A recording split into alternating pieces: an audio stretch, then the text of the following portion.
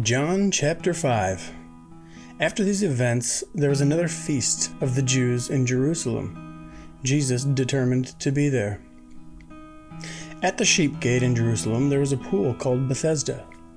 In Aramaic, it means the home of grace and kindness. It had 5 porches. Many ailing people were laying in the shade of these porches, blind, crippled, and withered, waiting for the stirring of the water. An angel would go down to the pool occasionally to stir the water.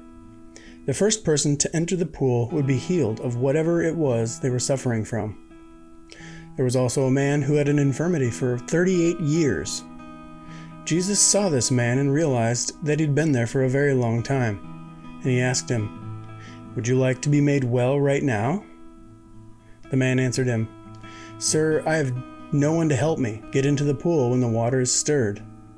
By the time I get there, someone else has already gotten in before me." And Jesus said to him, "Arise, pick up your bed and walk." And at once the man became whole and picked up his bed and began to walk. Now this was on the Sabbath day. The Jews were immediately offended and rebuked the man for picking up his bed on a day where no work was allowed according to their law. He answered them, "The man who healed me told me to pick up my bed and walk." They were very keen to know who this man was, but the man didn't know who it was that healed him, since Jesus already left unnoticed and there were throngs of people around. Then a little later, Jesus found him at the synagogue and said, "See, you have become whole. Do not continue in your old distorted mindset. Then nothing worse can happen to you." The man left and told the Jews it was Jesus who healed him. Unwittingly, this man's testimony confirmed their suspicion and gave the Jews exactly what they wanted, a trigger to launch their persecution of Jesus. They were furious and immediately began to make plans to murder him. Their interpretation of a holy day was deeply offended. Jesus replied, "My Father is working until now, and so am I." This was fuel for the fire for the Jewish zeal in their determination to execute Jesus. Not only did he break their Sabbath, but now he has gone beyond all extremes. He calls God his own Father. Who does he think he is? God's equal? Jesus explained to them with utmost certainty that whatever they see the Son does mirrors the Father.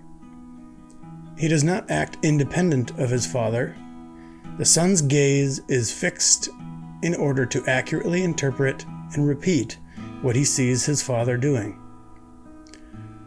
The one reveals the other without compromise or distraction. For the Father and the Son are the best of friends. They have no secrets.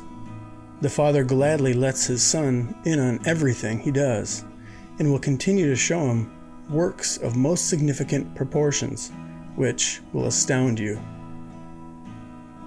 For just as the Father awakens people from their death sleep and revitalizes them with Zoe life, even so it pleases the Son to awaken people to life.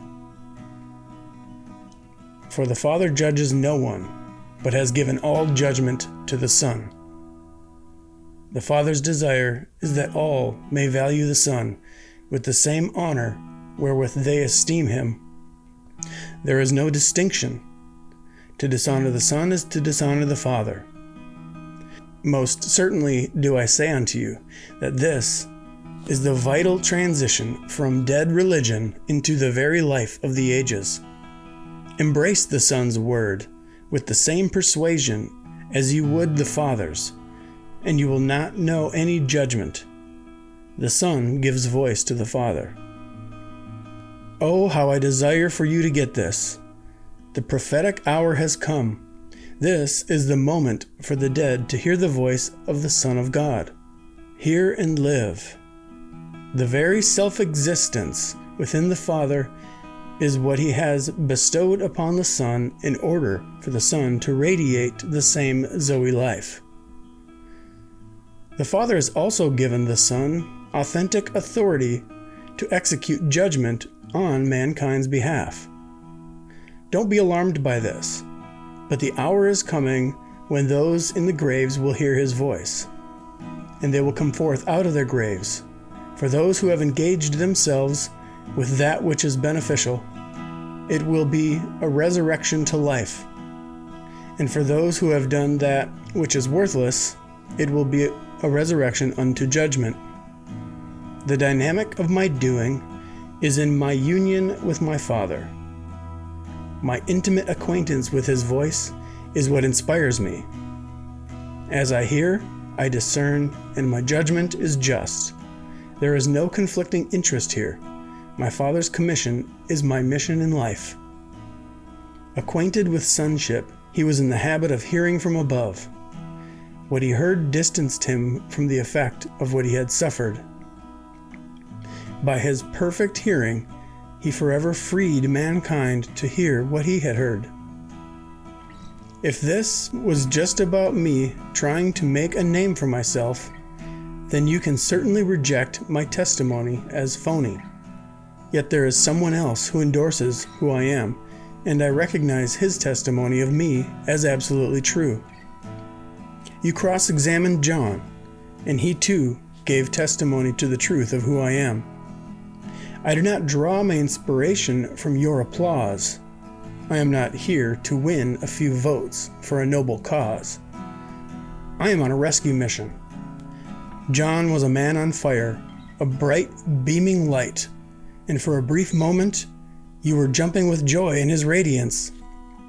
My testimony exceeds John's, since the work which my Father has ordained me to finish gives ultimate context to my mission.